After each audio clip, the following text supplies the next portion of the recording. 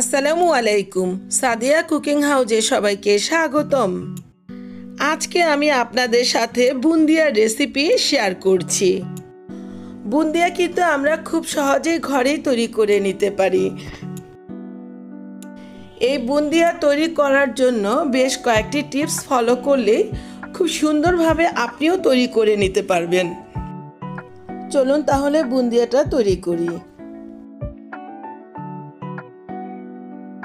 প্রথমে একটা mixing bowl এবং একটা স্ট্রেনার নিয়ে নিলাম এর মধ্যে 2 কাপ বেসন। এই বেসনটাকে ছেঁকে নিচ্ছি, কারণ অনেক সময় বেসনটা ছেঁকে না নিলে এর মধ্যে দলা দলা থাকে, তো বুন্দিয়াটা তৈরি করলে ভালো লাগবে না। এই যে দেখুন কতটা বের হয়েছে এবং বেসনটা খুব সুন্দর মিহি হয়ে আছে।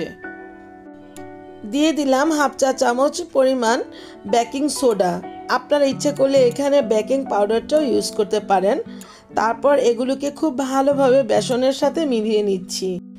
এবার এখানে দিয়ে দিলাম পানি। পানিটাকে একবারে দিব না, খুব অল্প অল্প করে পানিটাকে দিয়ে নিচ্ছি এবং বেসনটাকে খুব ভালোভাবে কচলে কচলে মাখিয়ে নিচ্ছি। এই যে বেসনটাকে একটু গুলিয়ে নিচ্ছি, তারপর আবার একটু পানি দিয়ে দিলাম। ব্যাটারটা তৈরি করার পরে বোঝা যাবে আমার এখানে কি পরিমাণ পানি লেগেছে। এই যে এভাবে হাত দিয়ে খুব সুন্দর করে ব্যাটারটাকে তৈরি করে নিতে হবে। আর একটু পানি দিয়ে দিলাম।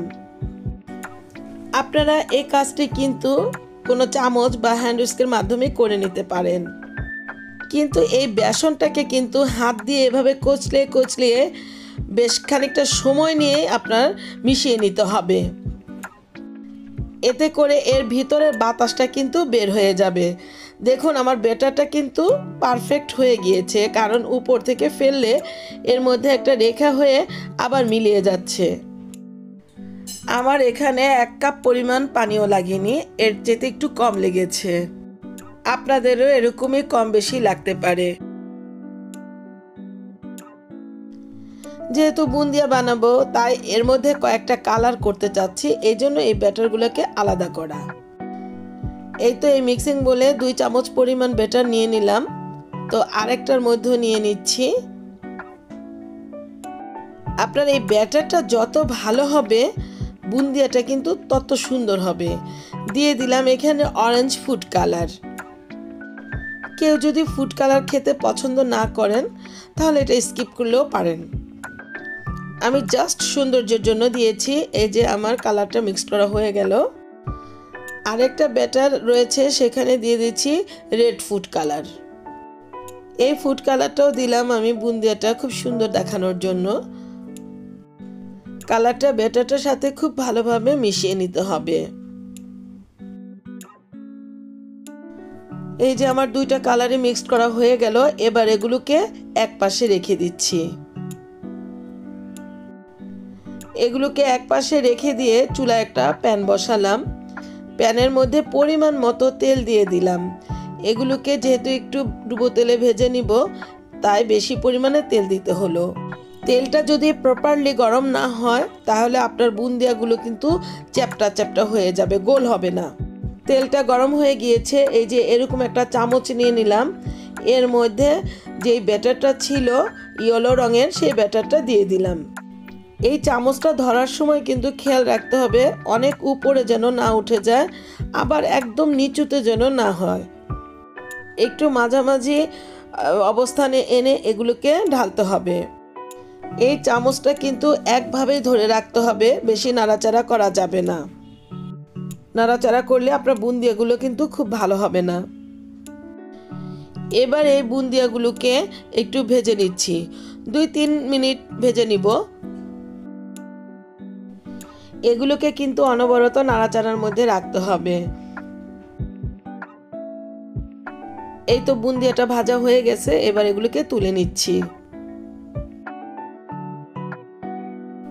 প্রতিবার যখন আপনি বুন্দিয়া দিবেন তখন এই চামচটা ধুয়ে নিতে হবে, নাহলে আপনার বুন্দিয়াটা ভালো হবে না। এই যে এবার লাল ব্যাটারটা দিয়ে দিলাম। এগুলোকেও আগের মতো করে ভেজে নিচ্ছি। এই যে দেখুন কত সুন্দর হয়েছে।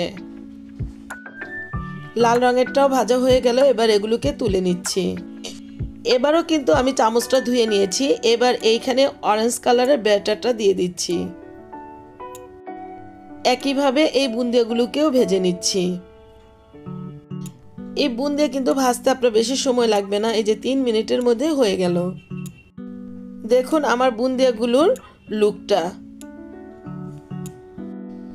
এই যে দেখুন বুন্দিয়াগুলো কতটা ক্রিস্পি হয়েছে।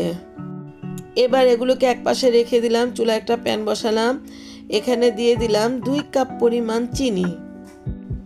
চিনিটা আপনারা আপনাদের পছন্দ অনুযায়ী ব্যবহার করবেন। দিয়ে দিলাম এখানে 1 কাপ পরিমাণ পানি। তারপর এখানে দিয়ে দিলাম 1 চা চামচ পরিমাণ ঘি। ঘিটা দিলে খুব সুন্দর একটা ফ্লেভার আসবে। আর যদি হাতের কাছে না থাকে তাহলে আপনারা এখানে এলাচ ব্যবহার করতে পারেন। এই তো একটা স্প্যাচুলা দিয়ে এগুলোকে নেড়ে চেড়ে দিচ্ছি। এই যে দেখুন চিনিটা কিন্তু গলতে শুরু করেছে, চিনির পানিটা ঘোলা হয়ে গিয়েছে। এই যে চিনিটা যখন এরকম ফুটে উঠবে তখনই আমি চুলা থেকে নামিয়ে নিব। এগুলো একতার দুইতার হওয়ার কোনো দরকার নেই। এই গরম গরম অবস্থায় আমি বুন্দিয়াগুলোকে এই রসের মধ্যে দিয়ে দিচ্ছি। আপনারা কিন্তু এই যে ভাজা বুন্দিয়াগুলো আছে এগুলো কিন্তু একটা এয়ারটাইট বক্সে রেখে বেশ কিছুদিন সংরক্ষণ করে খেতে পারেন। বুন্দিয়াগুলো দেওয়ার পর স্প্যাচুলা দিয়ে এগুলোকে একটু নেড়ে চেড়ে দিচ্ছি। তারপর 20 মিনিটের মতো ঢাকনা দিয়ে ঢেকে রেখে দিচ্ছি। এই তো 20 মিনিট পরে ফিরে আসলাম। দেখুন বুন্দিয়াগুলো একদম রসে পরিপূর্ণ হয়ে গিয়েছে, কত সুন্দর হয়েছে। আমি এটাকে আপনাদেরকে পরিবেশন করে দেখাচ্ছি।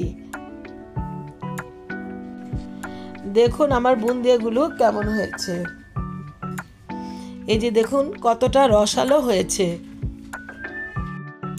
এভাবে যদি বুন্দিয়া আপনারা বাসায় তৈরি করে খান বা রমজান মাসে তৈরি করে রেখে দেন তাহলে কিন্তু খুব কাজে আসবে, বাইরে থেকে কিনে খেতে হবে না।